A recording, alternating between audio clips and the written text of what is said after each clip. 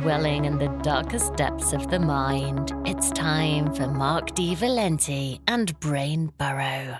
Hello everyone, this is Mark D. Valenti, and this is another episode of Brain Burrow. This is one of our Digging Deep sessions where we have a chance to talk with our guest, and our guest has a chance to share about their lives. What do they value? What do they fear? What do they want for themselves? What is their motivation?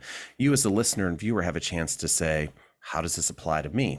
So I'm very pleased to have on the show today Ms. Beatrice Boepple, and I'm going to actually hand it over to her by asking her the big open-ended question, who exactly is Beatrice Boepple? Oh my goodness, what a question. Who is Beatrice Boepple? Well, that question actually is the driving force of my life. Spiritually, that's what I'm here for. That's my life is discovering who is Beatrice Boepple. So, there's a lot of things that I do. There's a lot of things that I've done. There's a lot of characteristics about myself. I could say that I'm a mother. I'm an actor. I'm a yoga teacher. I love cooking. There's lots of things I love to do. I've traveled all over the world. I'm a wife. I'm a daughter. All those kind of things. But yeah, it's a great question. Who am I? Who is Beatrice Boepple? Yeah. Well, thanks for framing it like that. Not only labels about who you are in the world, but things you've done as well. And I like what you said about it's been sort of something you've been thinking about already. So what's motivating you to try to discover that about yourself? I would say that from an early age, I was introduced to meditation when I was 5, and in less than 2 weeks, I'm 60. So, you do the math. It's been a long time. Not that I honestly do not meditate every day since I was 5. 55 years of meditation, I think I'd probably be an enlightened being by now. However, the practice of meditation is going within. So at a very early age, we were living in Japan. My family was living in Japan when I turned age 5, and I was there for 4 years. And in meditation, you quiet the mind and learn to focus on that inner voice. And that inner voice can really guide us into who we are. But it's a lifelong pursuit. I can't tell you the answer yet. Although I can say that I know that the deepest part of who I am is also the same as who you are. But anyway. Well, I'm going to have to ask you to dig a little bit deeper into that. Talk more about that. I'm sure a lot of your listeners are familiar now that yoga is so popular with the term namaste. Mm-hmm. And that greeting where people put their hands together and bow. And namaste is that is a greeting. It's from Sanskrit, but it's a basic honoring gesture. It can be light in some cultures, but it can also, at its deepest level, mean that the highest part of me sees, recognizes, and connects with the highest part of you. And so it kind of comes from this philosophy that we all are the same at our core. And what truly makes us, that gives us life, that, kind of comes from the same place. And then outside of that is all our personality. So there's all the things that we take on from our environment and from our upbringing and from our culture and from our likes and dislikes and so forth. And then that starts to shape us. But at the core, like ocean water, if you were to take the water from the ocean and put it in, let's say, a cup and a bowl and a vase and a swimming pool, when you look at those things, they seem completely different, right? And the water in the swimming pool seems like something very different from the water in a vase. They all have a different function. But if you were to, take all that water back out and throw it into the ocean, it becomes one again. So anyway, I'm getting kind of philosophical. No, it's okay. Listen, the show is about understanding you as a person, and I love analogies, and I think that was a great connection that you made there because it's easy to visualize. So I think that was fantastic. It's okay to be philosophical. You can be philosophical or not. It is up to you what you want to talk about. Well, and so I think, the other question I'd like to ask on the show, though I don't want to focus on it, right, because it comes up a lot.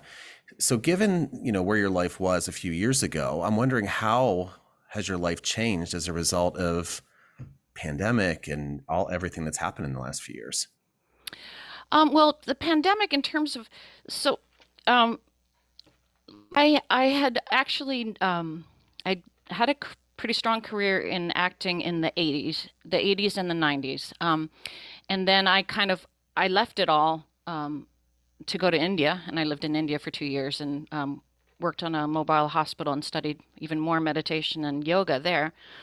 Came back to the U.S. And ended up meeting and marrying my husband.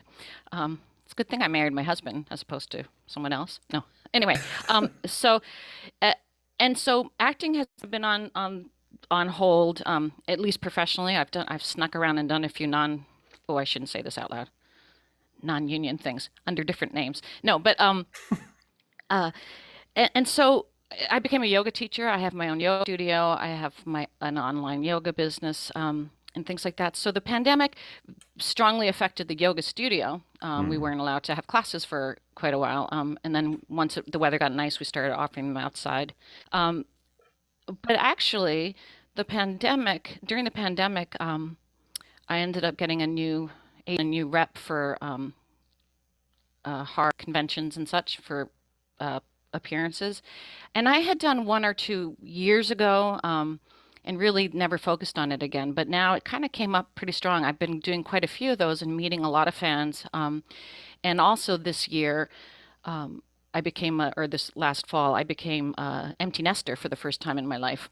Oh, wow. And both my sons have moved out, so it's a huge shift for me. In fact, that question of, who are you? It is interesting because, I've identified so much of who I am as for the past 20 some years as a mom. And in that role as a mother, and because I waited till late in life to be a mother, I really jumped into it with both hands and feet. And I was PTA mom, I was PTA president, I was, Boy Scouts leader. Did everything to do with my kids, and I was really shocked when they moved away how much of my time for the past 20 some years has been taking care of my kids. So now I suddenly have this big bulk of time.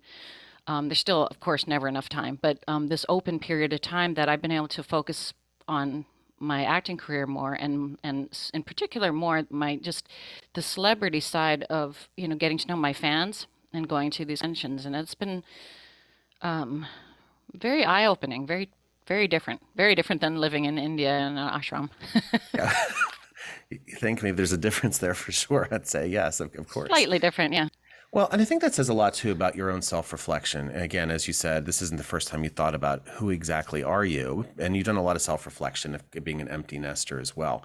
But I'm wondering, what can you talk a bit about what sort of the cycle of emotions that you experienced through that? I mean, there's got to been there's positive and negative, I guess, right? I mean, what was that like? Yeah, it was.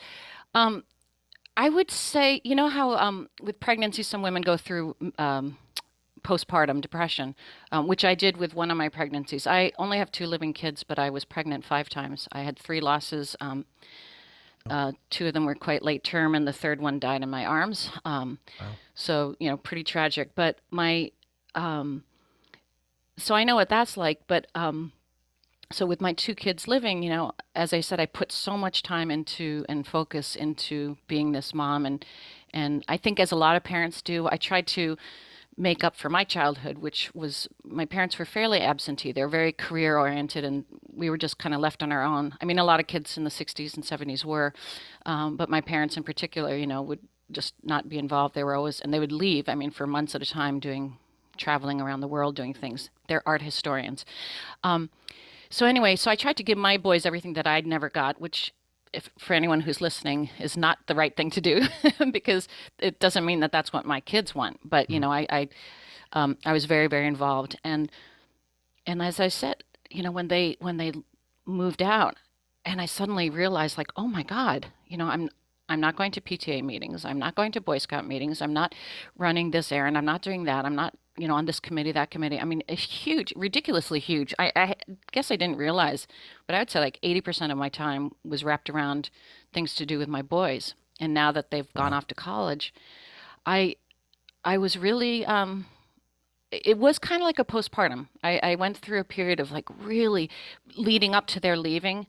It wasn't so much bad with the first son, and there's 3 years apart, so I was okay. I had some time to get used to it. But then when the second son went off to college this past year, knowing that he was going to be leaving, oh my gosh, it was awful. I really, I remember one time I was in the grocery store and I thought I was happy. I was fine. And I caught myself, I was catching, putting in the basket every kind of food that my son loves. Oh, his favorite this. Oh, his favorite drink, his favorite snack. I mean, he was still at home. He was going to be leaving in a week or so. And I was getting all his food. And then just suddenly, like in the middle of the grocery store, I just started bawling my eyes out. Like I could, like hysterically crying. And I was so embarrassed because people were there. So I literally, moved some cereal aside and shoved my head inside, pretending that I was looking for something in the way back, So, and I was just like crying, it was awful. And I called up one of my other girlfriends who was also an empty nester, and she kind of talked me down, and I mean, luckily, a lot of other moms were going through it too. But then once he actually left, it took maybe, I guess, about a week or so. It really wasn't that long. And then I was okay. Like the depression lifted. And I actually remember the first time my husband and I went to a friend's house, and they had been empty nesters for a while, and we sat down outside and had cocktails and, listened to our music, and it was just so nice. We're like, wow, there's like no kids around. We didn't have to mind like, oh, let's go into this room. The boys were, are in there. We just felt so adult, and it was like, wow, this is really, really nice. So, I've gotten used to it. I'm still finding myself. I have so many projects that I'm working on that I really want to go into deeper. There's no shortage of things to do, believe me. Sure. But yeah, the identity of mom was huge, and I really had been attached to it. Yeah. Yeah, thanks for talking through that and sort of the emotions that you're experiencing, including that very vulnerable time in the supermarket. And I'm sure there are others as well. But I love how you were recognizing it as an opportunity to redefine yourself. And I think that's talks about growth and personal development. So I want to commend you on that. Thank you. It's still your choice to do it. And I think that says a lot. So when you talk about other projects and things that interest you, I mean, what specifically are you drawn to? What interests you specifically? Well, I mean, I've always been interested in travel. I've traveled to probably, over 50 countries. I can't. Wow. But there's a ton that I haven't been to yet. And COVID's been driving all of us nuts. So I'm really looking forward to getting back to travel. However, new is the convention route of meeting fans. Sure. It's something that I haven't really, I hadn't done. Some of my cohorts, some of them have been doing it all along, and others are new to it, and others haven't done it at all. It's a whole kind of new world, but it's also not. It is an opportunity to travel, and I just feel like for whatever reason, Nightmare on Elm Street and the horror genre of the '80s is like super popular right now. Mm-hmm. Maybe it has been all along. I don't know, but I'm just noticing now how huge it is. And so I kind of want to, go with that for a few years. Like give a few years to my fans and to the character of Amanda, and work on projects to do with that. I'm writing actually her backstory, Oh, wow. which actually leads into Freddie's story. And then I just found out that if they do a new film, a new Elm Street, I don't know, I might be 5 years too late. I should have gotten this out earlier, but her story kind of had always lived with me when I played the role. I remember, as an actor, you do your own research, you develop your own character, and what made Amanda become a nun in the first place, and what were her feelings about Freddie, and what was that like for her? Like her whole life, has been alive in me for quite a while. So, so I'm, but I just never thought it was anything people were interested in, and now that I'm seeing that yes, people are very interested. So to put that to paper would be kind of fun, and and there's some beautiful artwork that I've been discovering from a lot of fans and artists who do some amazing, work, a lot of different Amanda depictions. So that's something I've been focusing on, and I'd love to do some events to do with Nightmare on Elm Street. That's one big project. The other one is I've been working on getting my Tai Chi certification, Tai Chi for veterans. But because unfortunately it's all online, I'm not a very disciplined person, believe it or not. With all the yoga and meditation, I'm not particularly disciplined. So with this online training, it's been kind of going a long time. So there's that, and then there's a second book I've been trying to write, and I'm part of a writers group, my own family, my own memoir. So I'm trying to get that. And then I have a lot of things. I have this yoga tarot. It's basically a yoga oracle deck, a book that I wrote and produced, and these oracle cards that I tried to sell on an online company. What I didn't realize was to have an online company means you have to spend a lot of time online, and I'm not really liking that so much. Wow. Well, I But mean, it's great that you called yourself out for not being as disciplined as perhaps people would think, again, given your connection to yoga and just everything else. So how do you feel about that? uh, well, I mean, I honestly, I became a yoga teacher. I've been teaching for 20 years. I'm ERYT 500, which is basically like the I guess it's like having your PhD. So I can teach teachers yoga. Uh, and how, but the reason I actually became a yoga teacher was because I'm not disciplined. I Mm, loved yoga. I've been practicing yoga, but I know that especially as a mom, I would put my own stuff last, which most parents, well, not all parents. My mom didn't, but anyway, there we go, mm, psychology. But anyway, mm. do do do do. But anyway, so it all circles around. But yeah, so knowing that I'm not very disciplined, I knew that if I was a teacher, I would have to show up for classes. So I became a teacher, and so I show up for classes. Well, I was actually going to ask you about what motivated you to become a teacher, and you defined it, which is fantastic about keeping discipline. But obviously, a role of teacher is extremely important, right? Because you're guiding others. So I'm wondering, Yeah, how do you feel about that role of being responsible for activating others? yeah. Uh, as a yoga teacher in particular, prior to that, I had taught acting and I had taught English as a second language. I lived in Taiwan for a year, where I taught Mongolian businessmen. I taught them English.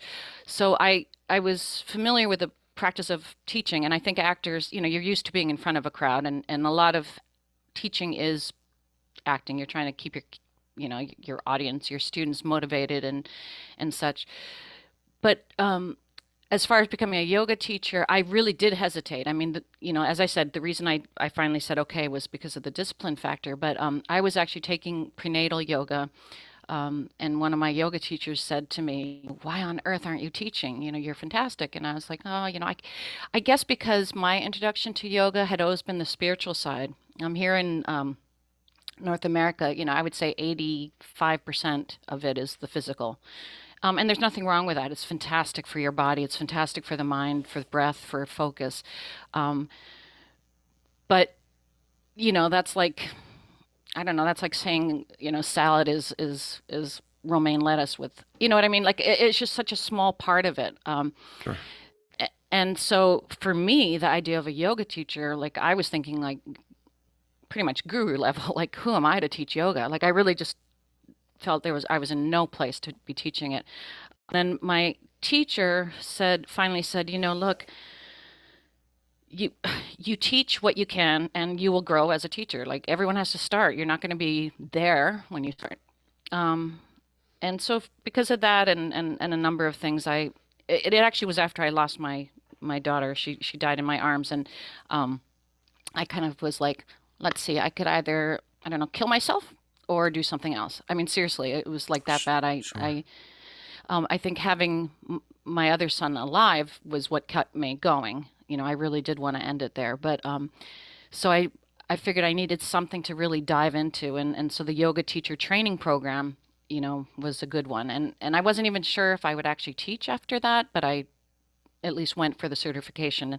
And it was great because yoga is a practice where you are constantly having to go back within, examine, listen to the mind, listen to the body, be aware of what's going on. And I cried a whole lot that year, on the loss of the child, and I got to really work through a lot of that physically too, which is another huge thing. I hadn't been aware of how much we hold in the body. I know there's now like all these books, the body holds the score, and I haven't actually read it, but I have a feeling I know, the the basis of what I've heard about it is so true and valid.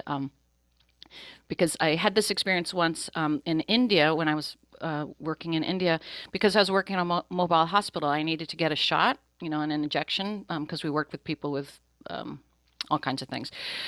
And the nurse said, "Please bend over." I had to pull down my pants, and and she was going to give me the shot in the butt.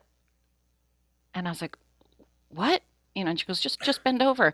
And of course, I don't like needles, and nobody would be like super comfortable, ooh, showing off your butt. But I froze, like I physically froze.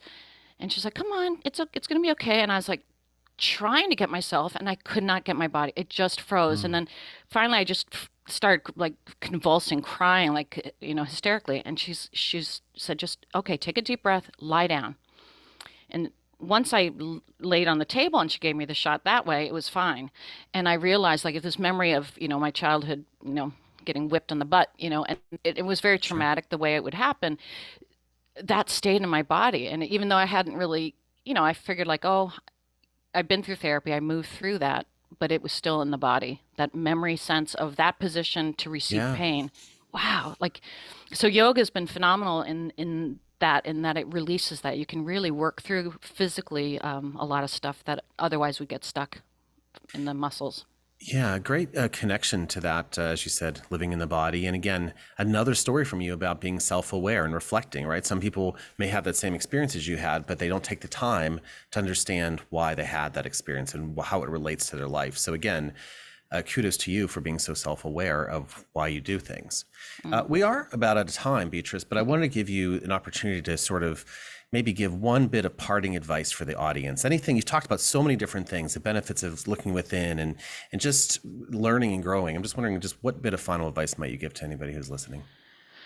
To get to know your own voice. It's really hard to know what's my own voice, because we have a lot of things that come out of conditioning. We have fears and likes and dislikes. And when we're trying to find an answer to something, we sometimes find it really difficult to know what is our true voice. So that's something worthwhile to take time. Meditation is a wonderful way. Journaling is another way. Just sitting quiet, but taking that time to get to know. There's a lot of tools out there that can help you do that. And I think, getting to know ourselves, what is our true inner voice, is probably one of the biggest things we should all focus on. And it doesn't always cost anything either, It's a good point. Phenomenal advice. And thank you very much for sharing it and for letting us get to know your voice today in the conversation. Well, thank you. Yeah, my Thank pleasure. you so much. Yeah, so I want to, of course, thank our listeners and viewers out there for tuning into Brain Burrow. On behalf of Beatrice Boepple, this is Mark D. Valenti. Have an amazing rest of your day. You just dug deep with Mark D. Do you want more? Follow Mark on Instagram at Valenti Horror and subscribe to the Brain Burrow podcast.